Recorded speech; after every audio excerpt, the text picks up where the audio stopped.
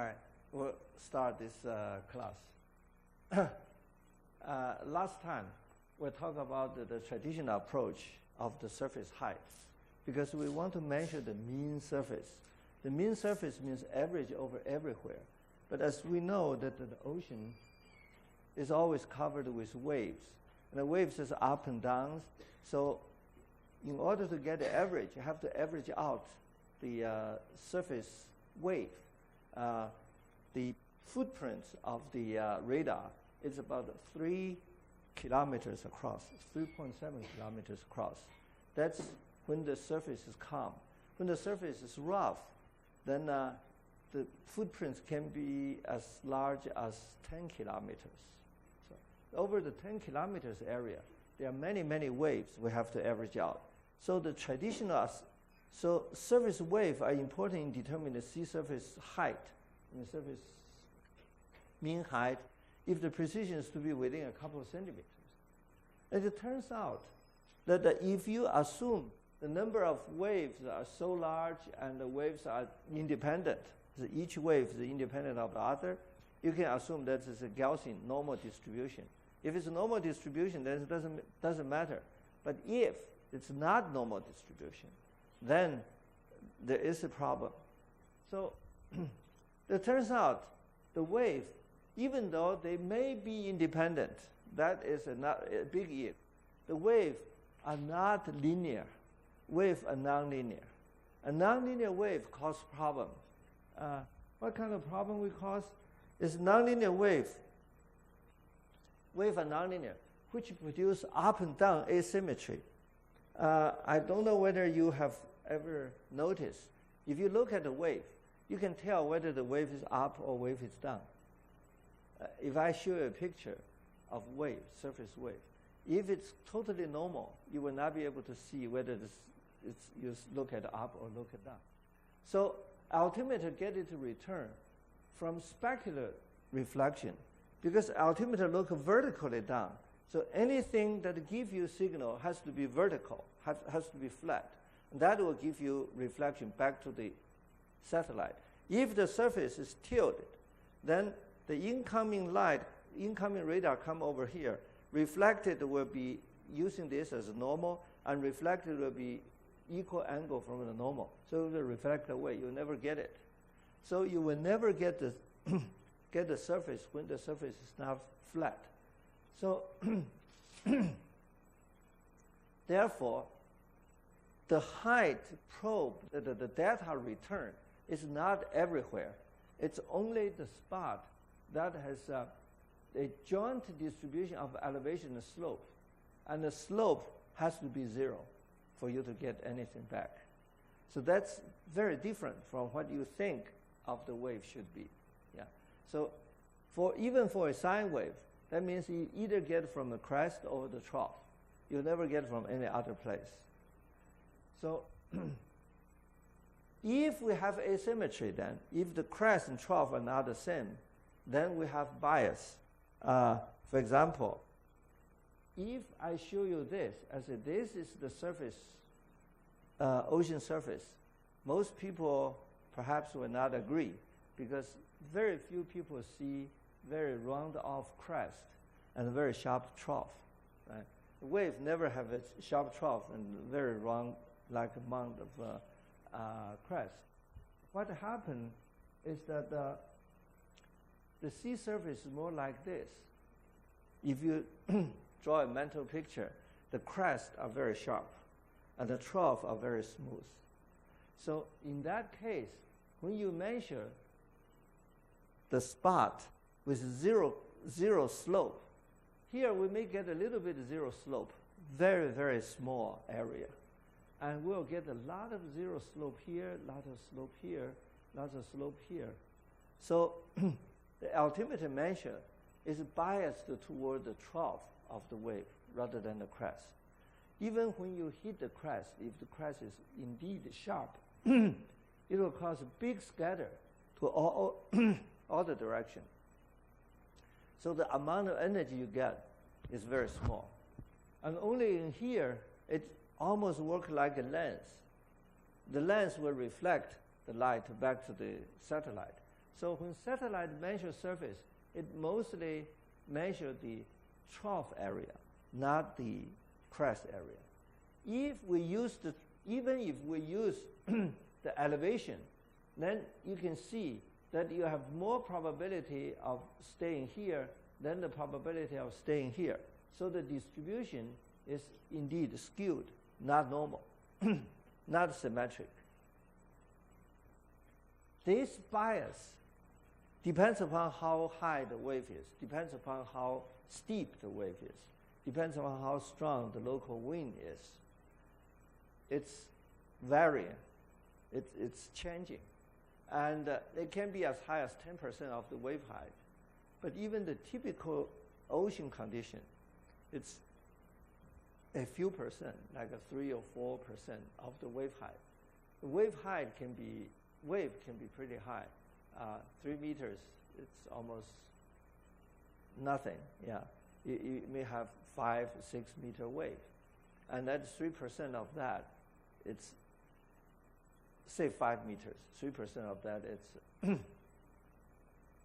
already 15 centimeters. That's more than what we want to have. We want to have only a couple of centimeters. So we have to consider the bias. Now, this is very difficult because most time NASA, even though NASA gives people impression of a high technology agency, but NASA usually does not conduct very, very thorough research. Instead, they use the engineering approach just to empirically determine this. This ocean is so random. So Lord Rayleigh said, the basic law of the seaway is the apparent lack of any law. Yeah. So the ocean surface is so chaotic, not chaotic, so stochastic. So you cannot really find any rule, any law to govern this. For example, this is a sea surface. Yeah. How you describe this sea surface? You may have some wave at the breaking and some wave that this is under very, very strong wind. This kind of sea is not untypical or atypical. If you go to the Southern Ocean in the high latitude, 40 to 60 degree latitude, most time the sea will be like this. And so how to describe that? That is a problem that NASA faced. So what NASA did, the solution right now, is just to go out and fly at the different sea state using airplane. On the airplane, you put the altimeter, you measure the sea surface, and then you come back and say, aha, the roughness is costs like 2%. So you put a point, it's 2%. And instead of measure the wave height, they use the local wind as a parameter. So the parameterization is being used very, very frequently in solving all engineering problems. Instead of measure wave is related to wind, so you use wind velocity. Wind velocity is easier to measure than wave height, especially in open ocean. Yeah. So this is the kind of the real ocean. So what I did was that because I was asked to study this problem, so I decided to use probability theory to describe it. The probability theory is that a very simple model is called the Gaussian model. The Gaussian model is that if I have a C, if C is the wave height, if the wave height consists of amplitude and a cosine function, if the wave is really a sine function, then the amplitude and the cosine function are actually, if it's pure sine, it's symmetric. It should be Gaussian. It should be symmetric. If A is really distributed and chi is uniform. I mean, the phase is everywhere uniform. And A is really distributed. Now, if we have one surface like C1 equal to A cosine chi, C2 equal to A sine chi, that means there are two waves, and the two waves are orthogonal to each other. Then the distribution, if they are Gaussian distributed RV, then we can define a random variable Z1. The Z1 is normalized A by its RMS value.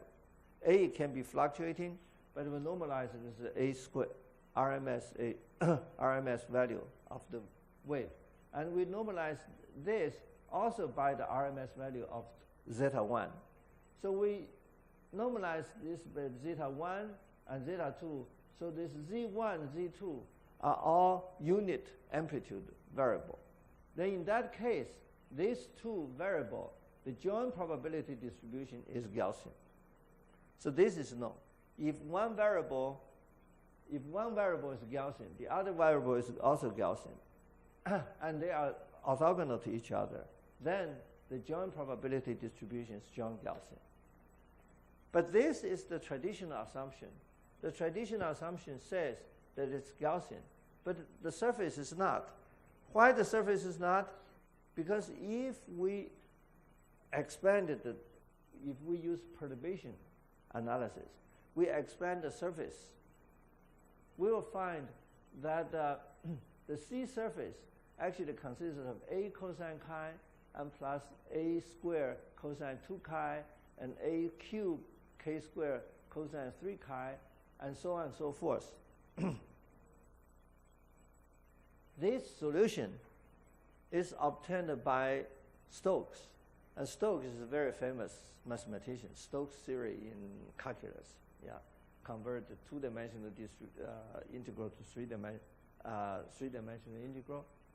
And Stokes used to be professor at the Cambridge University, and he occupied the same chair as Sir Isaac Newton occupied, Lucasian chair. Not only that, he is the president of Royal Society for a long time. In 1847, he derived the water surface to be this. Later, we will come back to this again. This becomes so famous, it's called the Stokes wave. The water wave is called the Stokes wave. Stokes wave means I have a cosine chi as a basic solution, then have 2 chi, 3 chi, and so forth. This is a Fourier expansion. The assumption of this is that the water wave is linear, near linear. So I can perturbate this linear by adding another term, and perturbate this by adding another term. So on and so forth, we can keep on going. Now, this is mathematically meaningful, but these harmonics are not physically meaningful. Okay, we'll talk about all this in the class. But this actually works pretty well if the perturbation analysis actually is good if you do not try to find the meaning of each term. And if you put everything together, it will give you the correct solution. But each term, each specific term does not have direct physical meaning. So what we do is we define zeta equal to this. And then we define the derivative of zeta as a k. You take the derivative with respect to x. So the derivative of this is gone, derivative of this with respect to x. So you get a k out, you get k squared, k cubed, and so on and so forth. Then you define a new random variable, eta and xc. This eta is the zeta minus zeta mean. Xc is zeta xcx minus xcx mean. So you always get a zero mean variable. This variable is always zero mean. So you define a zero mean variable and normalize it with its RMS. define zero mean, and again normalize with it. So because these two are orthogonal, so eta,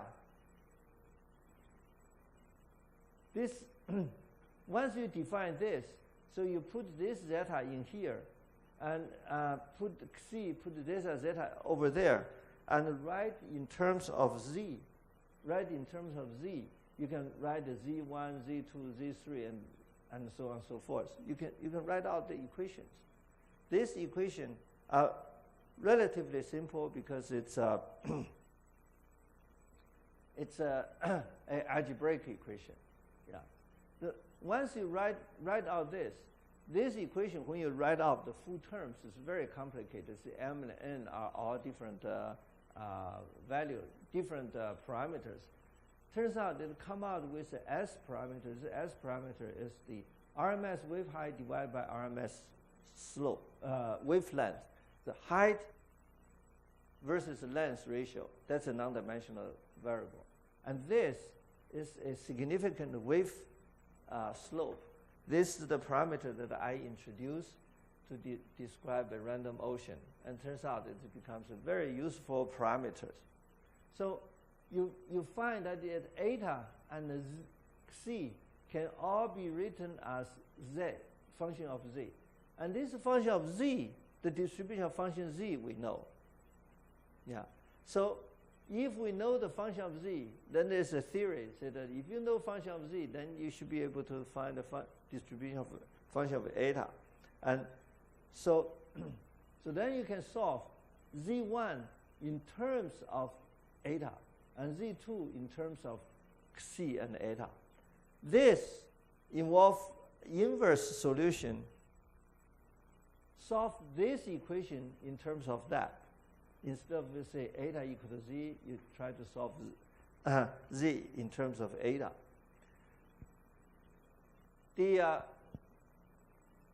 calculation is very complicated algebraically, but it's not really very sophisticated calculation, just algebraic equation, 代数方程. Yeah, it's easy. Now once you get this, we will have the fundamental theory of probability. You say if you know the joint probability of z1, z2, then you will be able to write the probability of z1 as c eta, z2 as c zeta, and has a joint probability, a joint Jacobian of the two variables. So this is the fundamental theory of probability. This fundamental probability theory governs the transform of random variables. If you know the probability distribution of one variable, you can always write out the probability distribution of another variable if you know the functional relationship. Yeah. So here we have already defined this zeta is the random variable that we know, a cosine chi. So then we can write z1, z2, which is the elevation and slope of that in terms of c and eta. And then using this probability function, we can get a joint probability distribution of eta and c, means height and slope. Yeah. And it gets very, very involved. Anytime you see a big equation, don't get scared away. The big equation cannot be very complicated. Big equations are always simple. Yeah. Except the algebraic looks threatening or so if you do this, then what you find is that the distribution function gradually changes from a normal distribution to a unnormal distribution, to a skewed distribution. Yeah. This is the first time that the people actually find a distribution other than Gaussian to a non-Gaussian distribution. In the past, people just measure the surface and get a skew the distribution. But nobody has actually derived this.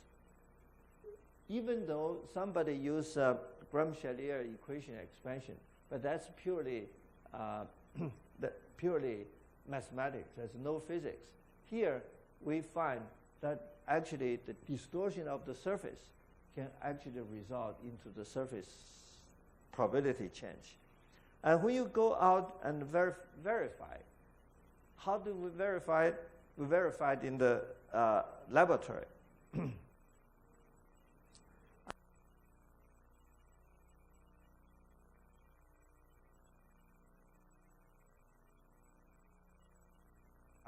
NASA approached me to do research for them and to give me lots of money. And eventually, NASA wanted me to join NASA, because I sent my student there to work for them. They find my student very useful. They want more students. I said, I don't have any students. How about me? They said, of course. But I have one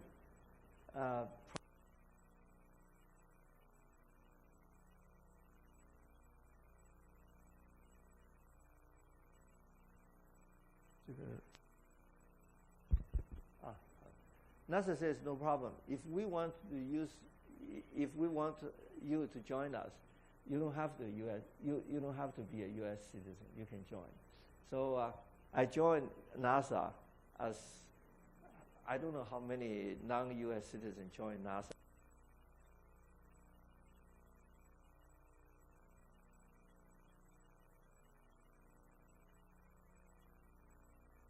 Join NASA, I asked them to give me a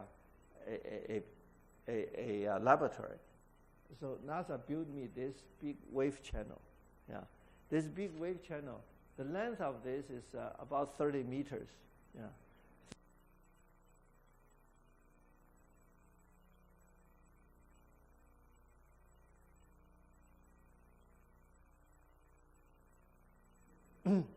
Higher than this. This channel. I stay in this channel, using this channel to do experiment for about 8 years. Yeah. And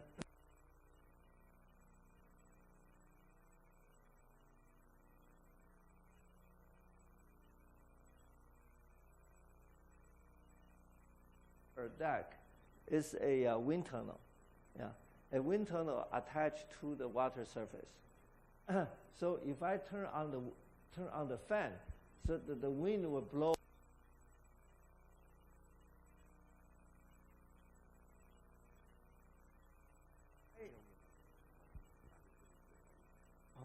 这电池呢？这是没有电池了。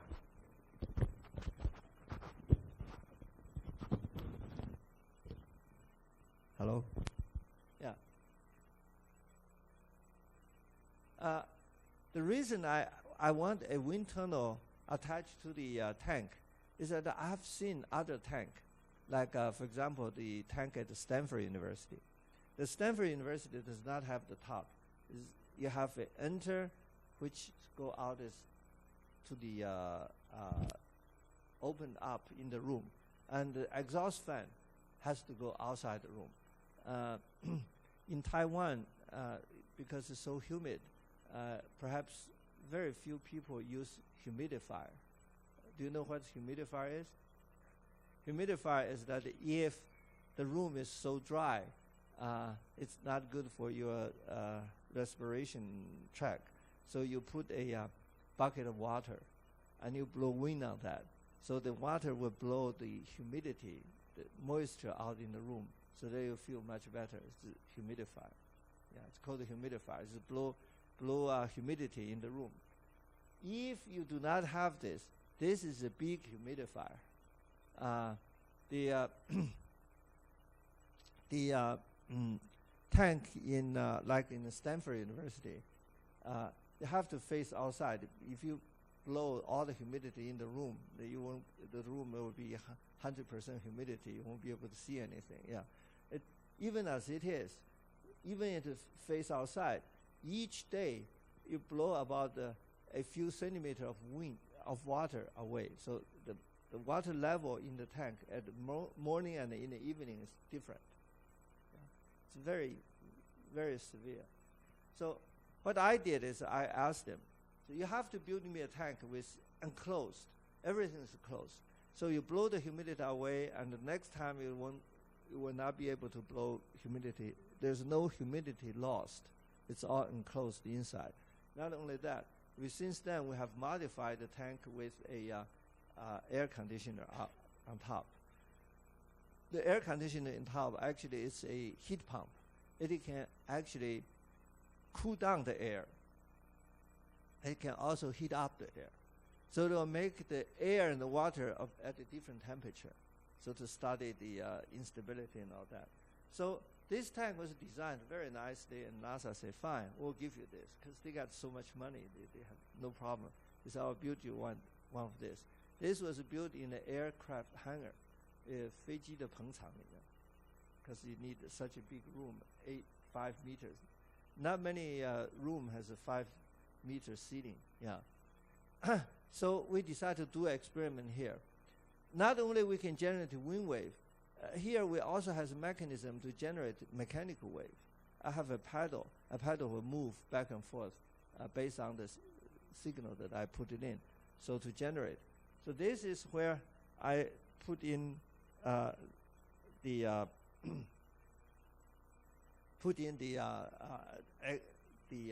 laboratory experiment, and so we start to measure the probability distribution of the surface height. Yeah. When I first did this, this actually was one of the first results I got. That's why I still kept it.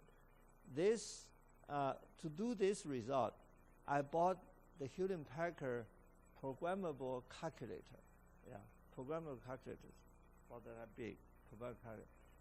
The time was 1977. Yeah, and that little thing costs more than $20,000, and it has an internal memory of 27 kilobytes. Yeah. But that is amazing thing that I can hook up to my probe, going through this and get the probability density function in a few minutes. So I remember at that time I invited Professor Lange-Higgins. Professor Lange-Higgins is now Sir, knighted as a Sir Michael Lange-Higgins. At that time, he was the Royal Society chair professor at Cambridge University. I invited him to my laboratory, and he looked at this, and his jaw dropped. I said, how can you get a probability density function in a few minutes? Professor Lange-Higgins was the person that produced the first ever probability distribution function from ocean data. And he told me that graph took 2 months to produce, because you have a strip chart record of the surface height. They have to read out each height manually, because it's on strip chart. So they find a graduate student sit there, read point by point by point by point. And after 2 months of reading, they get enough data to just plot one of the line, not many lines. Here we can do many lines at the same time. Yeah. So that is the progress, 1977. By 1983, one of my colleagues bought a toy. The toy is Apple computer. And everybody thought, oh, this is cute. A little thing sit on your desk, you can do that. But within a few years, PC came out.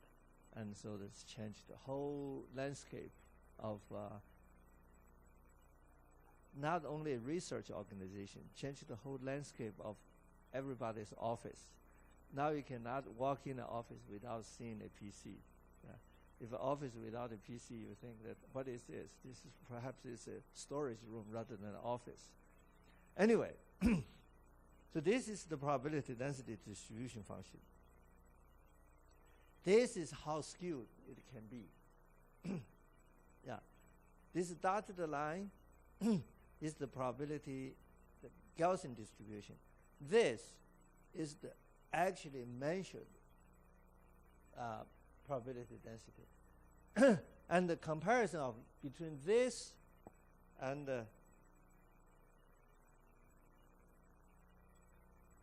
this curve is very, very good. Yeah. And actually we made the comparisons. We come out to be extremely good. And but the probability density function is one thing. Many people once find the probability density function, they say fine, then we just average out this and they give me a little bit skewed. But that is not what the satellite altimeter sees. Satellite altimeter sees the joint distribution of elevation and slope. You have to know where the slope is and how the slope tilts at each different height. So this is much difficult than that. So what I did is that in the tank, actually I put a probe. This probe is 1 centimeter, 1.6 centimeter wide this direction and 1.4 centimeter the other direction. It's a 4 probe array, put it in the tank. So I can measure the distance, measure the height difference between this and calculate the slope, and height difference between this and calculate the slope. Then I can get both elevation. I know the elevation of each point. I can get the mean elevation of the point, and I'll also get the slope of all the directions. So using this, I was able to calculate both height and the slope. And this is the comparison. This is what I measured. This is what the predicted. Yeah. And predicted, of course, is always smooth, and if you measure long enough, you will have a smooth curve. This is for slope, tiny slope, 0.088, the slope. And if the slope increase, you see that this starts to deform. And if it increase more, it starts to deform even more. Yeah. How do I plot this? This I plotted out of that Massey equation that I shown you.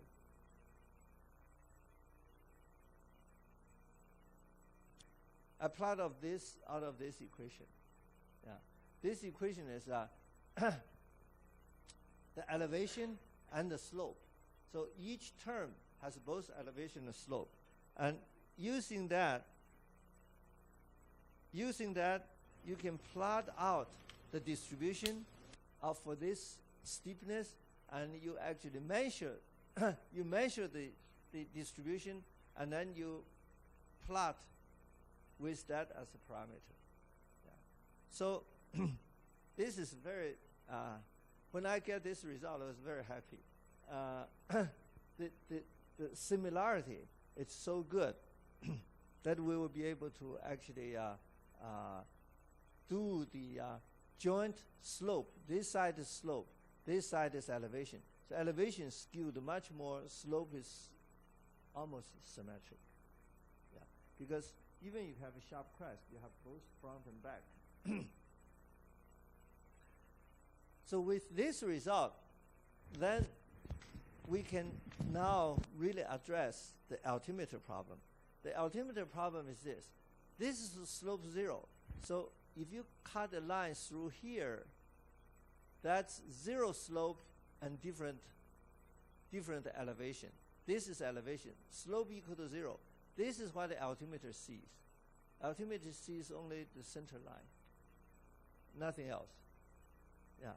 So if we do this conditional distribution, the joint distribution elevation 0 slope looks like this. For very low slope, you have this, and this is the distribution. For higher slope, it's skewed, and for even higher, it tilts like this. Yeah, this is what the theory says. This is what you measure. Yeah, so with this kind of agreement, with this kind of joint theoretical result, I thought we solved one of the problem, at least solve the problem as we posted. And of course, this got published, and I thought I did a very good thing for NASA, and not only that, based on observation, I have the steepness of the wave and the mean surface bias, and this is the data, and this is what the theoretical prediction is. The theoretical prediction is a little bit off than that because somehow there's a bias that I did not get. Even though the probability density function looks extremely well, the probability density function has already taken the bias off. So there's a slight bias. Most of the time in the ocean, we will not get to this condition. We'll never get to this condition because the steepness is too high. The ocean wave will never achieve that. Most of the ocean wave will probably get around to here. That's the very extreme condition already. So if you go down here, that is already more than 10% of the bias, which is very, very serious. So this is what I got. Amazingly, NASA does not fully appreciate this approach because NASA manager, they always want a quick solution. They give me a solution. I give you a problem, you have to give me a solution like that. If you want to give a solution like that, the easiest way is to do empirical. Yeah, you go fly the airplane, even though it costs a lot of money. You go fly the airplane over the ocean. You measure the height. You say, okay, the bias is 2%. For this sea state, 3% of that sea state all relate to wind. Then that's all they want. They don't want anything more. Yeah, because they want a solution so fast. As a result, the official NASA solution is not what I proposed. The official NASA solution is still related to wind condition, not to surface wave condition. Yeah. That is fine with me. I regard myself as lucky in that sense because if I will, if all my research will be used by NASA as the mainstream, then what I will do is I will try to fulfill one mission after another mission after another mission. I'll become a mission-oriented problem solver. Instead, they say, well, this is fine.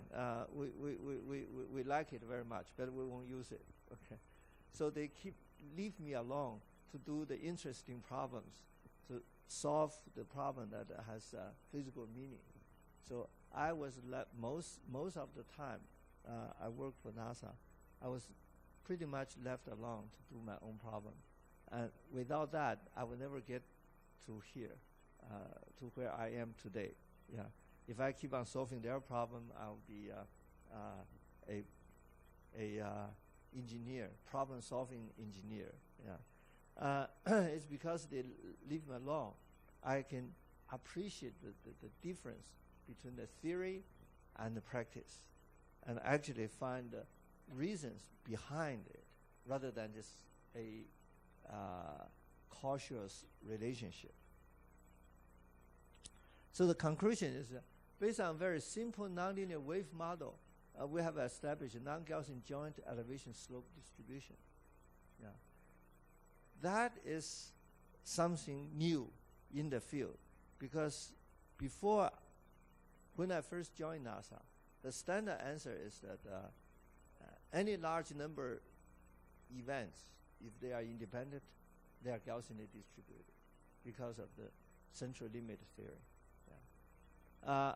I was the first one that say, hold it, it may not be Gaussian. They are non-Gaussian. But there's no non-Gaussian model at that time. So I was the first one using simple nonlinear theory, a very simple nonlinear theory, I was able to derive non-Gaussian theory, non-Gaussian distribution, not just for elevation, but joint elevation and slope. Yeah. And that really get into the problem. But this model is only approximation because we did not consider the small scale riding wave, which may be pretty uniform, cover the surface. Yeah. See, remember the real ocean surface? The real ocean surface is not that smooth. It's not that only consists of the large wave.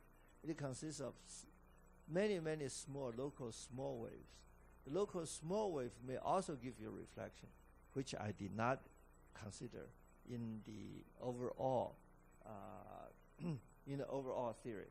Yeah. This uniform coverage make the large wave approximation works pretty well if you only consider the surface elevation. So that is my adventure in the probability structure of the surface wave. So comparison with laboratory data show that there's a good agreement which support the hypothesis. Yeah. I think that agreement should be pretty good for the ocean too, but we don't have really in situ measurements in the ocean to verify this. Yeah. The result could be used to determine sea state bias in altimeter and other applications. See, I use could rather than has been. It has not been used by NASA because NASA say that this is fine, but I still want to use the wind measurements as a parameter. So that's what NASA is using. 这个好了。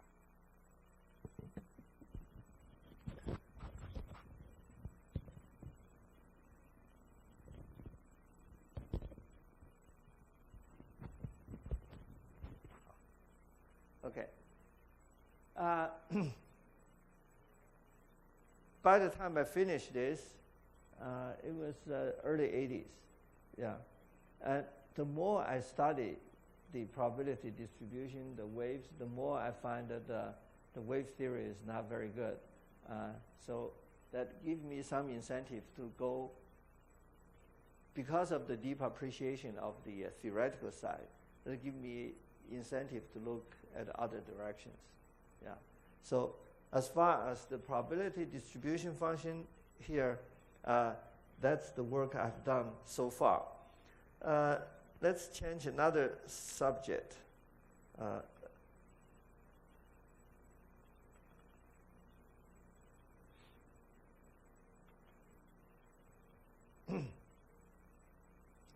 In addition to describe water wave in the probability sense, there's another very important form is to express wave in the spectrum, wave spectrum.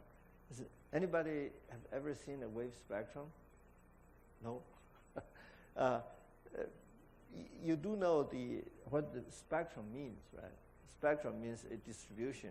Yeah. Spectrum can be anything. Like, for example, I measured the height of everybody here, and I plotted height as a density distribution. This is a spectrum, distribution of a spectrum. Light has a spectrum.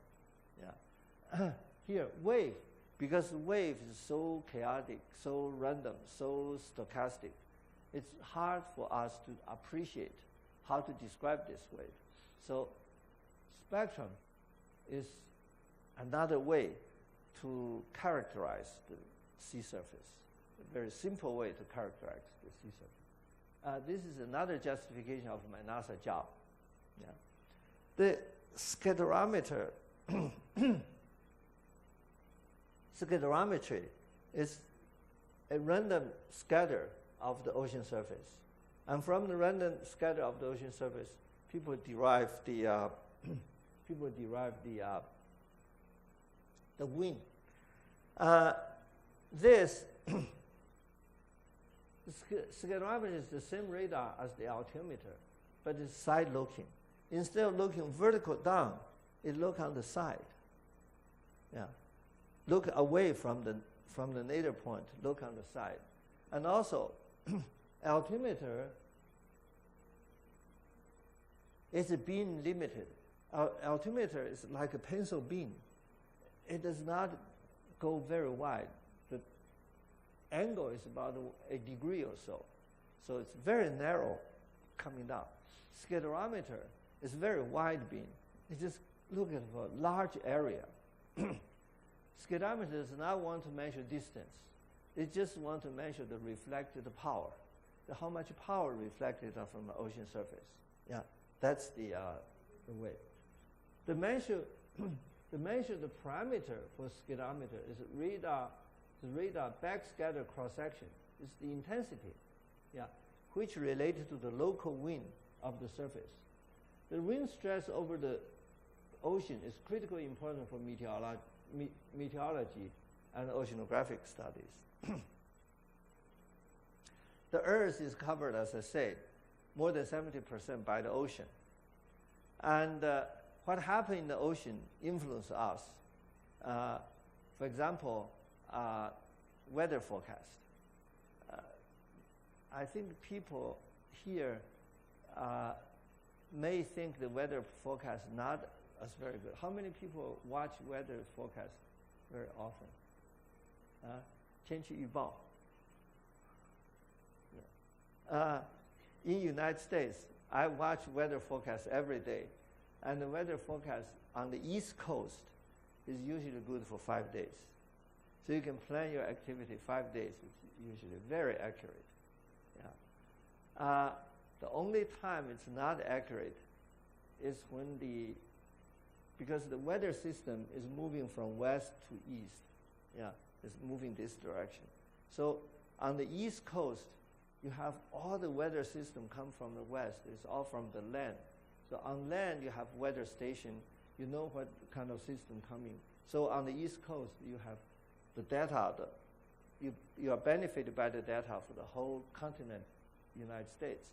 So the weather forecast is very good. The only time the weatherman missed is when the weather system go out in like a storm, go out in the ocean. And after it go out the ocean, it comes back. And that will cause a big problem for the weatherman. And usually, that's during the winter time. A big snowstorm, they sometimes miss the largest snowstorm. Because snowstorm go out in the ocean. Ocean water is warmer, intensified, and come back and dump, say, like 12 inch of snow. Yeah.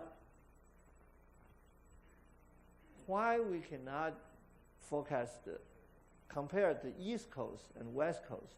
The West Coast people can never expect the weather forecast very accurate. However, they are blessed by the fact that the West Coast weather are very steady, like in Southern California, for example. It's sunny every day because it's like a Mediterranean ocean. It's always sunny, always good. But when the weather changed, the weatherman usually will miss it because they don't have any weather condition in the ocean. Yeah. So why? Because they don't have the wind. They don't know how fast the condition, the weather system moves. Now with satellite, the forecast is improved quite a bit because you can see the cloud. The cloud is an indication of moisture. And if we also have the wind stress, then we can also measure the force that's coming. So it is very, very important for the meteorological studies. But it's also important for oceanographic. The whole ocean's circulation is driven by wind, integrated wind. Like we have a Kuroshio here, and on the east coast of the United States with Gulf Stream. Yeah. They are all integrated the system of the whole global wind stress resulted in this. So to be able to measure wind stress is of critical importance for meteorology and the ocean. And NASA find a way to measure the wind through a scatter. So you have a satellite, and the satellite is going, and if the satellite send pulse over here, and then each area will reflect the signal back. Yeah, and then if you collect that, and this roughness actually will represent the wind, local wind. So the area they covered is very wide. It's not like altimeter only covers 3 kilometers. This covers 300 kilometers. Yeah. So when the satellite fly back, it's 300 kilometer width. It's all covered. In Taiwan, we don't have this. We perhaps don't even have this data. Taiwan get a lot of the meteorological condition from the United States, because the United States made a weather forecast, and our meteorological agency will get their forecast, and then we'll add on the local condition to make a local forecast, because we don't have the update satellite information. This is the kind of wind stress, wind field over the whole Earth, whole globe, produced only in a few days. Because each time they fly back, they covered 300 kilometers. And each orbit is only about 100 minutes. So in a day, they almost cover the whole globe. If you cannot cover it in a day, the weather changed. So it's not, not useful. And you notice that these conditions are highly variable condition in the ocean. In the past, it's impossible to get. You cannot have weather station dense enough to get that. But the only drawback is that you only get whenever there's water. If there's no water, you won't be able to get it. Yeah. So the water condition, the water sea surface give you the measurements of the wind condition. Yeah. This is from the QuickScan. QuickScan is, I think it's still operating. It's a very simple satellite. The satellite has only one instrument. That's the scatterometer. The scatterometer measures wind. Even a small scale, you can see this intensified hurricane already there. And then you can see the distribution, different asymmetric distribution for a hurricane. And you can even see the zero in, zoom in. Yeah. The scatterometer instrument right now will give you about a few kilometers sail. So each sail is only a couple of kilometers deep. So they can give you very intense hurricane picture. Why we can measure wind? Actually, this was done by long time ago, 903 to 906. 这风乍起，吹皱一池春水。The pond of the water is calm, but if you have a sudden wind, then the surface will be roughed up.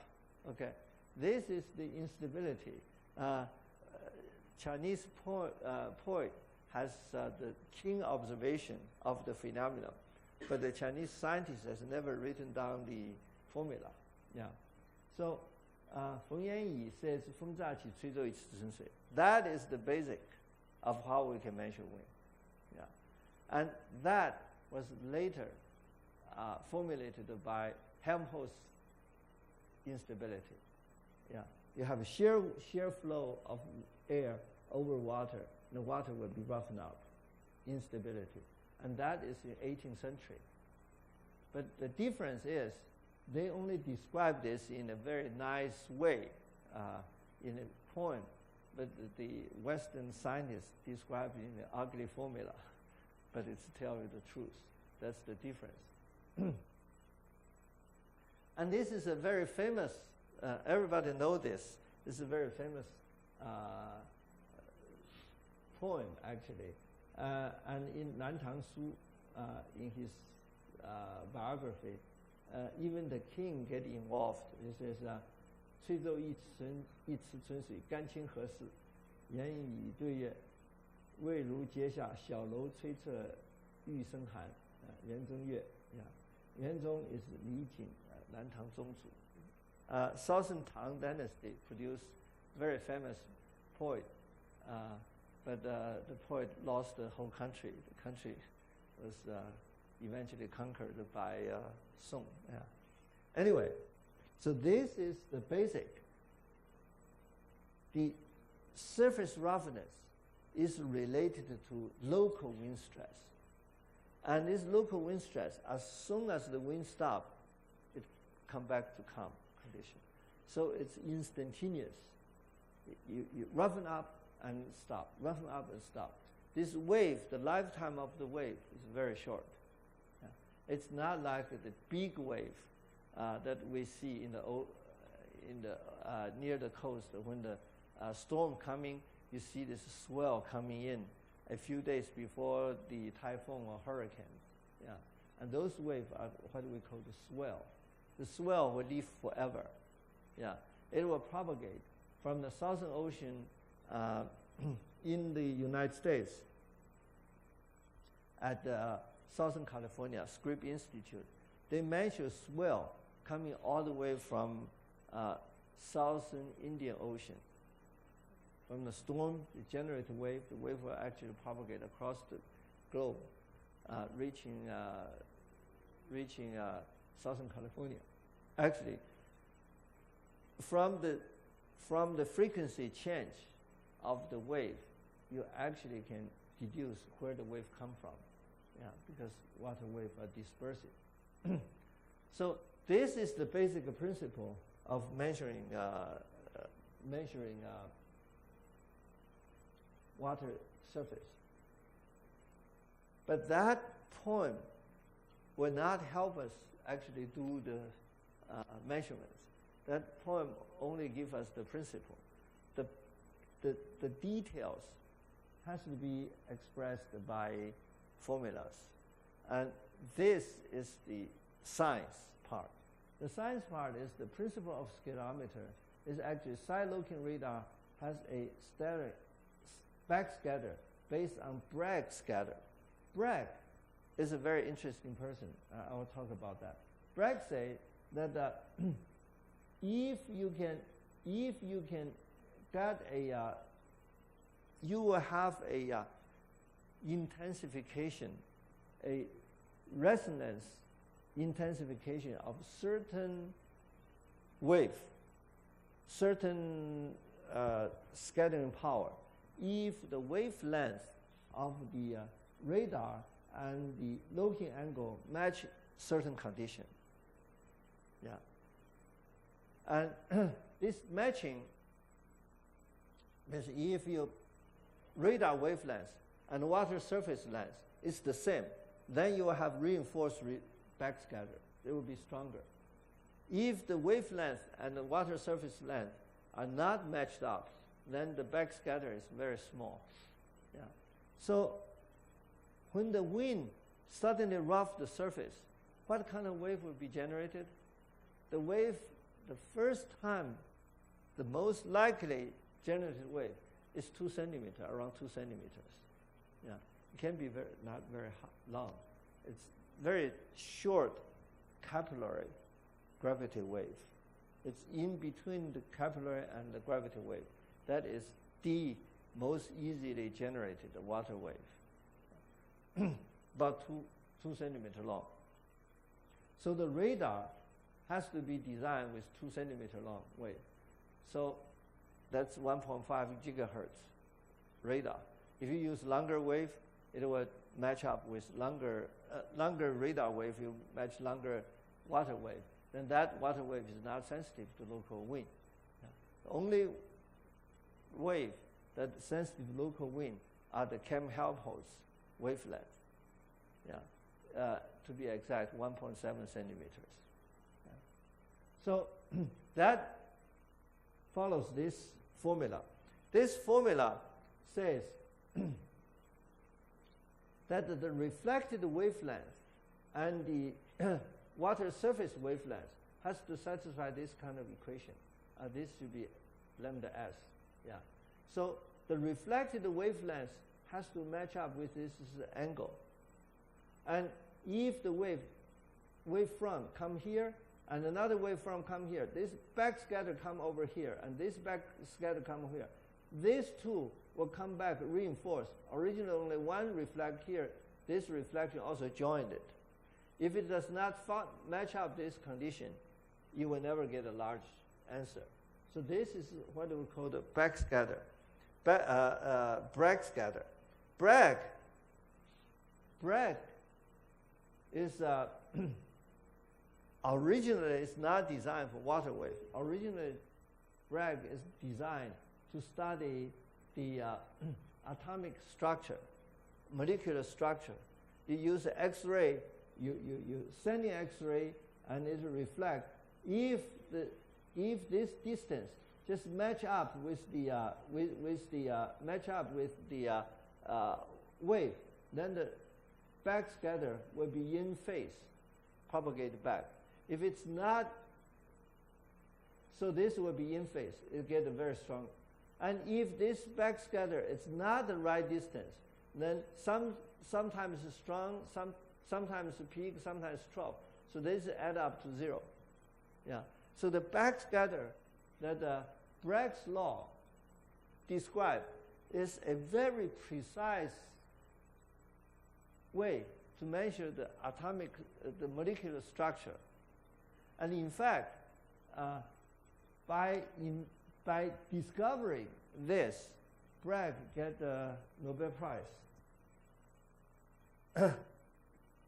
Father and son get Nobel Prize at the same time. Yeah. Yeah. They discovered this Bragg scatter, and they get Nobel Prize in 1915. Yeah. They used this method to study the structure of molecular structure. Yeah. And not only that, Bragg later he played major part in 1953 discovery of structure of DNA. He was the director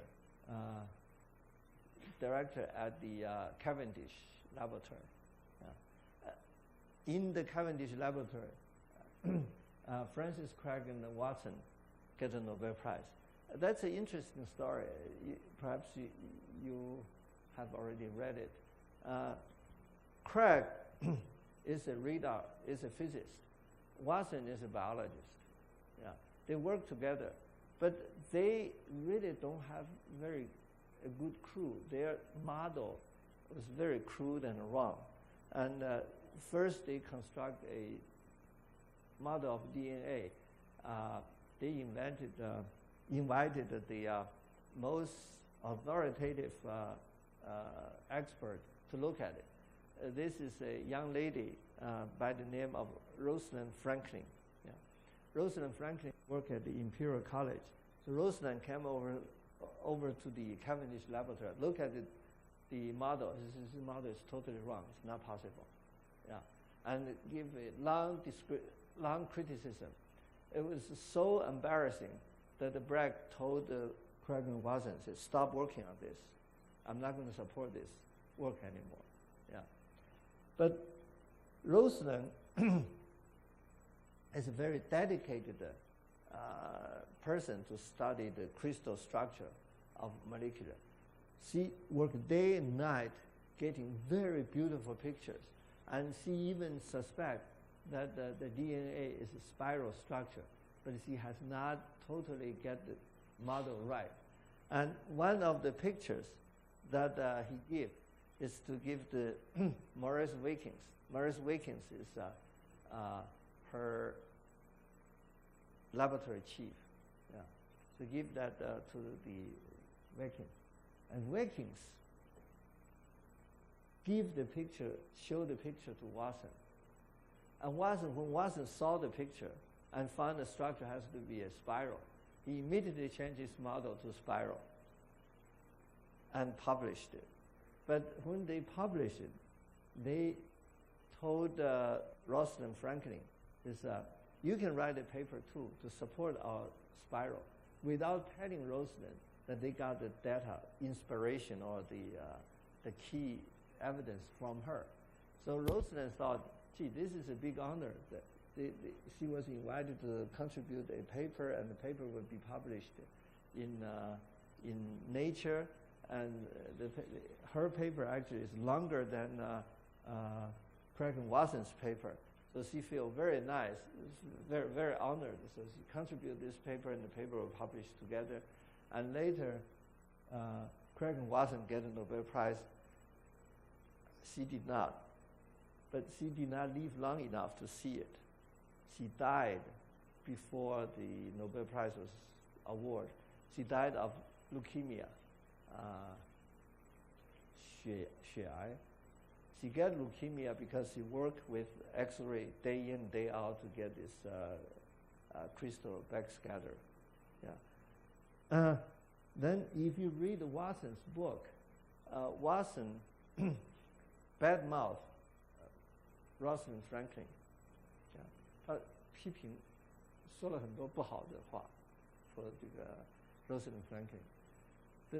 The criticism for Rosalind Franklin was so severe that somebody read the manuscript find that's unfair, because the contribution of Rosalind Franklin is so big toward the discovery, and wrote a letter to protest this manuscript to Harvard University Press.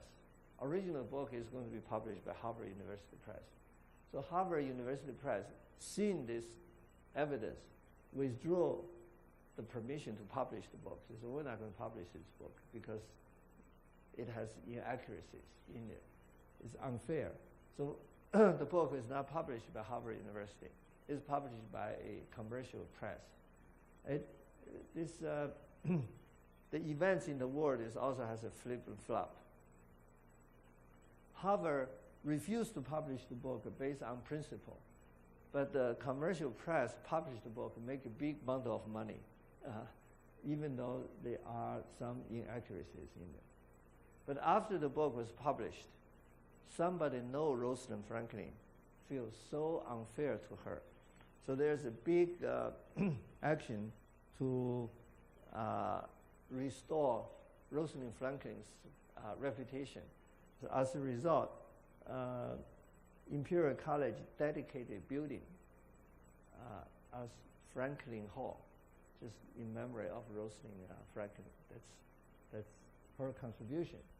But nevertheless, right now, history shows that this guy and this three person get the Nobel Prize. Rosalind Franklin's name is not there. Yeah. One of the reasons that Rosalind Franklin's name is not there, of course, she died. Nobel Prize cannot be awarded posthumous. Yeah, you have to be alive to get the prize. And even if she will be alive, perhaps they will have a big fight with this guy. This guy is his boss, and his boss showed the data to Watson and Craig.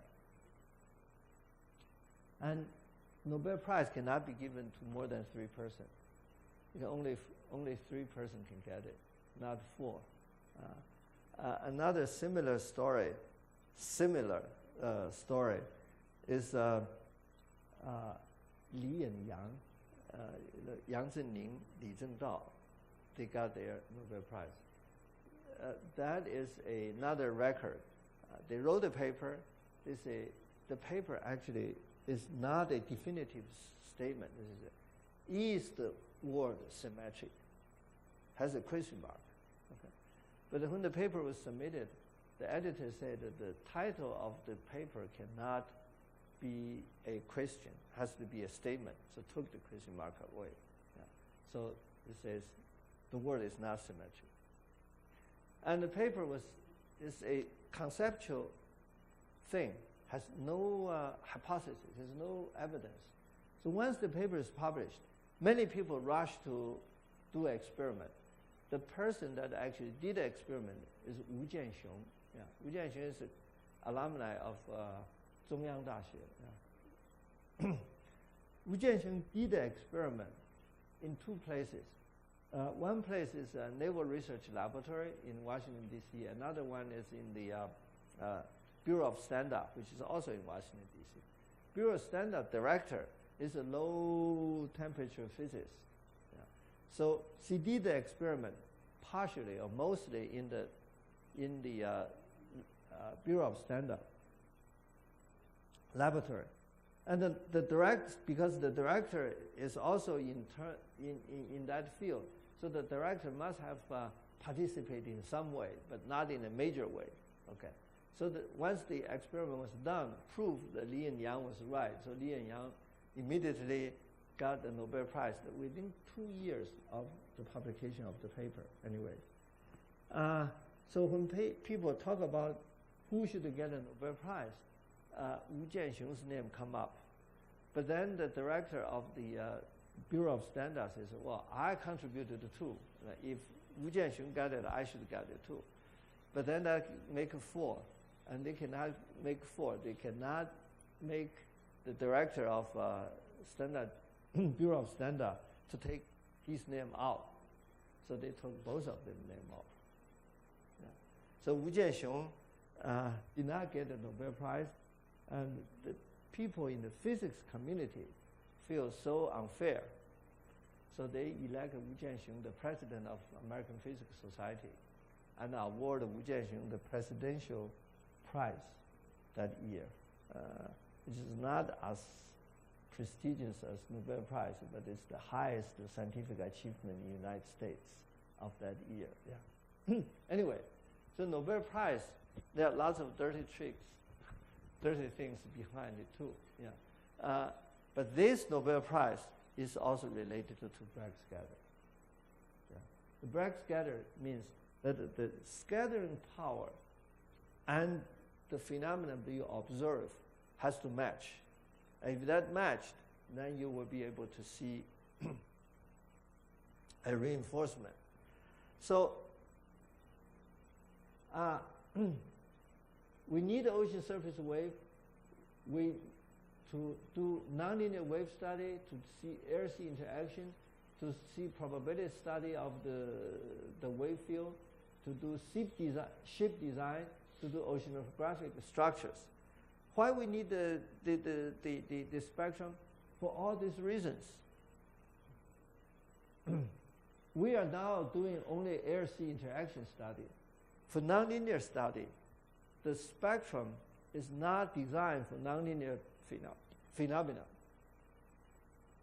But when you apply the structure, when you apply the spectrum analysis to nonlinear phenomena, something strange happens. You can see the strange things to indicate that this wave is not linear. Okay, but so that's all. The probability study of the wave field. When you write down the probability structure in the Coulter-Gram-Shallier expansion, you need a moment of the spectrum in order to do the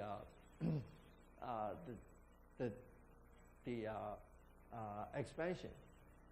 For ship design, most of the ship are designed specifically for certain areas. Like this ship is designed for river travel. This ship is designed for ocean travel. And this ship is designed for like southern hemisphere. The conditions are different. They're all designed because of the wave, the ship length and the width, so that it will match up with the sea condition over there. Yeah. So the ship can be stable and all that. And oceanographic structure like an oil platform, that's obvious. If you put a platform in there and if the leg distance is actually match up with your wave force, wave length, and that will give you a big rock of the of the platform. The history of the wave spectrum is they lack actual data, and and also the lack of computational resource and the method. Of course, this is way before computer was invented, way before the Cooley and Tukey's invention of FET. So to get a wave spectrum is not easy. It's very, very difficult thing. Yeah. So in the early spectrum form, they are all empirical. They don't even care. This engineer, most of the people desperately need a wave spectrum. Other people design ships. Yeah. So the earlier spectrum form are all proposed by ship designer, not by scientists. Yeah. When they propose the spectrum, it works well, but the spectrum is totally wrong because even the dimension were wrong. When the dimension is wrong, the dimension, many people don't pay attention to dimension. It's very easy for people to do the kind of thing to plot the dimensional non-uniform parameters together. Yeah. But this is actually a very chaotic, very ad hoc condition. So the spectrum, people start to see the spectrum correctly, start from 1958. 1958, Phillips published a asymptotical form based on dimensional analysis, similar to that Kolmogorov did for turbulence study. Kolmogorov is a top-rate statistician, applied mathematician, and physicist from Russia. And when he studied the turbulence, he found the turbulence is so chaotic, so random, that it's very difficult to describe it. So he came up with a turbulence equilibrium range spectrum. He says, if the turbulence reach a certain state, then the spectrum shape has to be this, totally based on dimension analysis. Anybody know dimension analysis? Yeah. So totally based on dimension analysis. Phillips borrowed that idea, published this. His paper is 1940s, 1939 or 40. So Phillips in 1958 borrowed that idea, says, okay, ocean wave has to have that dimension too. So once he proposed this asymptotical form becomes the base for all subsequent development. Yeah. But Phillips changed his mind in 1985. We will talk about that. What the Phillips come up with is that he said that what parameters will be important to determine the spectrum shape. Obviously, the gravitational force. The gravitational force determines how fast, how high the wave can go, because that's the restoring force that come in for the water wave. So gravity has to be one parameter. And the other one is frequency of the wave. Yeah. The spectrum is in terms of frequency. So frequency has to be a variable. So he argued there are only two parameters that actually determine the shape. All the others are irrelevant. If you only use these two parameters to determine the shape of the spectrum, and the spectrum has to come out to be the right dimension of what? Of length times time, length squared times time, because the integral of spectrum is RMS wave height. The integration is over frequency. Frequency is 1 over t. Yeah. So you integrate 1 over t. So this dimension has to be right.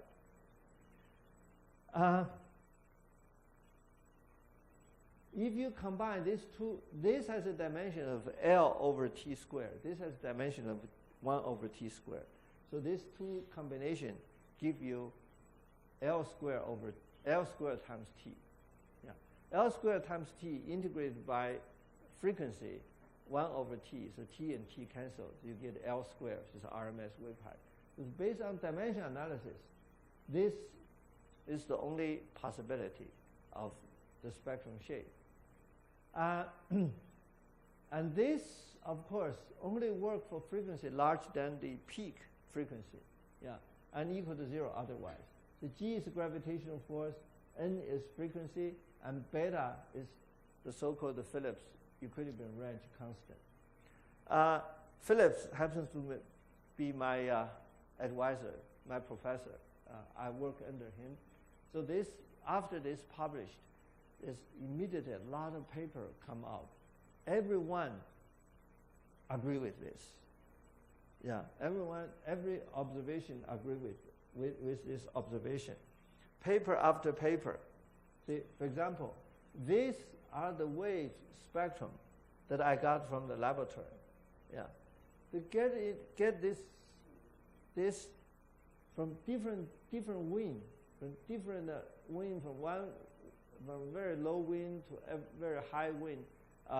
The probability structure of the ocean are very different. But the spectrum, if you plot it all together, you draw a line. This is -5 line. This almost agree with this. Yeah, this is very nice result. So not only in laboratory, I believe in the field, they also see very, very similar thing. And especially, this has a moral high ground because we are right because our dimension is right. Yeah. So this then becomes the standard ever since 1958.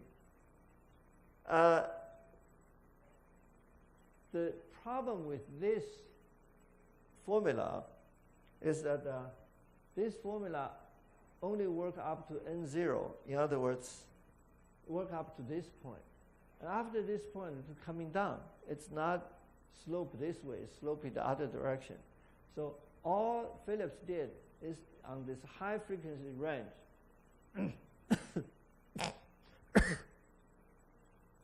It has nothing to do about the low frequency range. So this spectrum is open-ended spectrum. And that's not very useful.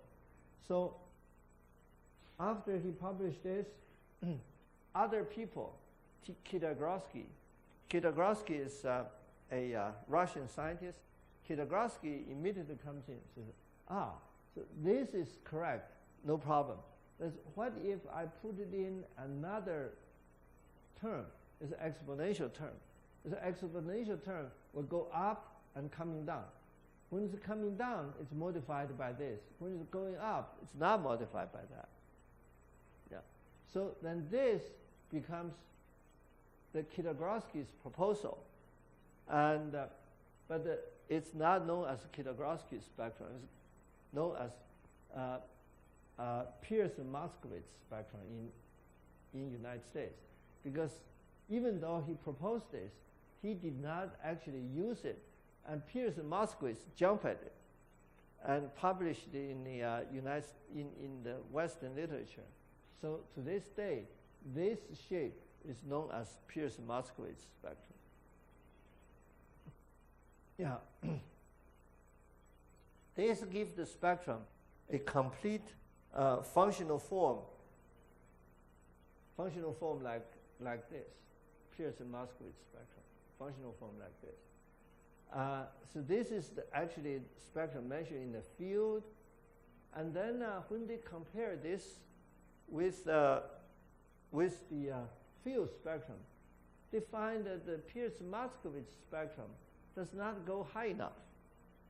Yeah, just like, for example, even if you look at this spectrum, you see this the asymptotic line looks like this, but actually each spectrum, it's different from, if you look at each individual spectrum, it's different from the asymptotic line. Yeah. So Phillips gives an asymptotic line, but this does not give you the detailed description of each individual spectrum. And when they compare with the field observation, they find they miss a lot. This Pearson-Moskowitz spectrum maximum and the real spectrum maximum is very different, even though the tail end is the same. The tail end is what Phillips proposed, but the peak missed a lot. Who discovered this? Is a very famous person by the name of Klaus Hasselmann. Klaus Hasselmann is in Hamburg, Max Planck Institute of Hamburg. And he proposed this as a John swap spectrum. So on top of Pierce-Moskowitz, he added a peak, added this part. Let me see if I have the formula. Yeah. So this is a Pierce-Moskowitz spectrum. To add that, he added this term. This term is the ratio of maximum with Pierce-Moskowitz maximum. It's the ratio of this peak to that peak. And this peak to that peak raised to an exponential form of that.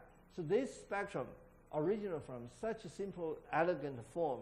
By adding this, it's already not that elegant. And by adding this, if you write this out, this becomes very, very cumbersome because you have to write gamma as this ratio and raise to exponential of that. So I don't even have the stomach to write it. I just write in this form. So this then becomes a pure curve fitting. Yeah. And this is the status. This proposal was in 1973. That's it's 2 years before I joined NASA. I joined NASA in 1975. Yeah. So after I joined NASA, I look at the spectrum shape and the history of the spectrum development. I propose a different spectrum. Yeah. So we'll talk about that next time. The reason I talk about this is that I will map out my path of how my path eventually lead me into HHT. Yeah. All of this, everything that I get some solution, but all the solution, behind all the solution, are some part that I don't like. Some part is approximation, sometimes assumption. So eventually, I got to HHT to solve some of the problems. Yeah. And actually open up a new field to me. I will have 2 more lectures on the pre-HHT backgrounds. Yeah. So by the time our Japanese colleague join us, we'll start with HHT. Okay? So we'll stop here. Next time we'll continue to see this ugly form, what the ugly form looks like. Okay. All right. Any questions? Yeah. Previous.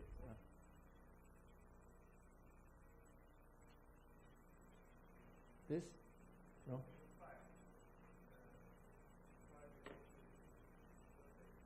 Probability.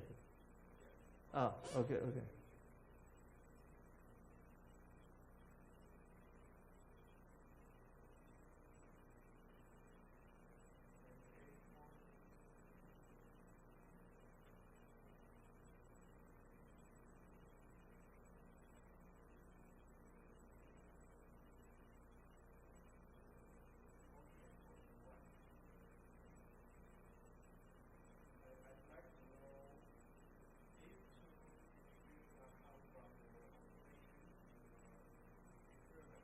Yeah.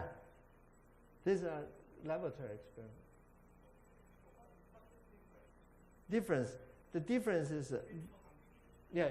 This is a very gentle wave, so it's almost near symmetric, and this is a highly asymmetric. So the difference is that this is under very strong wind. Under a very strong wind, then the surface crest becomes sharper, and then it becomes asymmetric, highly asymmetric.